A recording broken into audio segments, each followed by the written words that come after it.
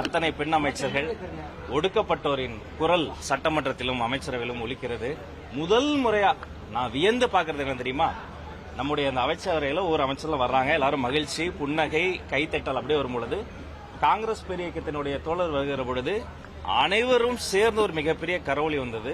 அது கிட்டத்தட்ட 60-70 ஆண்டுகளாக காத்திருந்த ஒரு வழி. அது எங்களுக்கும் தெரியும், 2000 வருஷம் நாங்களும் காத்திருக்கிறோம் பல அதிகாரங்களுக்காக. அதனால இது ஒரு பெரிய மாற்றம்ங்க. வெறும் அமைச்சரவையில் மட்டுமல்லங்க, அதிகாரத்திலேயே மாற்றம். வெறும் அதிகாரம் மட்டுமல்ல, அரசியல்லையே மாற்றம். இந்த வெறும் கூட்டணி முட்டை வைத்துக்கிட்டு அதிகாரத்தை கொடுக்காம இருந்த காலம்லாம் போயிருச்சு. இந்த கதவுகளை திறந்து வைத்த ஒரு மனிதர், the name is mister C. Joseph Vijay.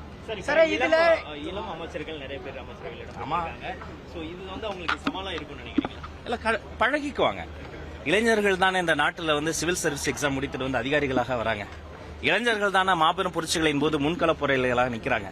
ஒரு இளைஞர் மருத்துவக் கல்லூரி முடித்து வருகிற பொழுது அந்த மருத்துவத்தை சாமானியம் கொண்டு போய் சேர்க்க ஒரு செயல் வீரனாக மாறுகிறார். அரசியல இளைஞர்கள் வருகிற பொழுது இளைஞர் அணியோ செயல் வீரர்களோ அவர்கள் காத்திரமாக உழைக்கிறாங்க.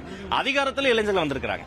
அவங்க அப்படியே குயிக்கா கத்துக்குவாங்க, லேர்ன் பண்ணிக்குவாங்க, மக்களோட போய் நிற்பாங்க. ஆல்ரெடி சமூக பணி செய்திருக்கிறாங்க, கட்சியில களமாடி இருக்கிறாங்க. அதனால அமைச்சரவையில் இளைஞர்கள் என்பதை விட அதிகாரமே இளைஞர்கள் கையில் வந்திருக்கிறது. நிச்சயமாக நல்லது நடக்கும், நல்லது மட்டும்தான் பசங்க செய்வாங்க.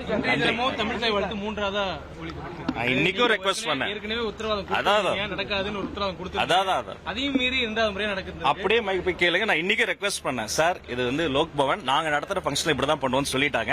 அடுத்து என்னுடைய ஃபங்க்ஷன் நடக்கும், தமிழ் தாய் வாழ்த்து மட்டும்தான் முதலில் ஒலிக்கும். தமிழ்நாடு அரசு நடத்துற எல்லா நிகழ்ச்சிகளிலும் தமிழுக்கு தான் முதலில்.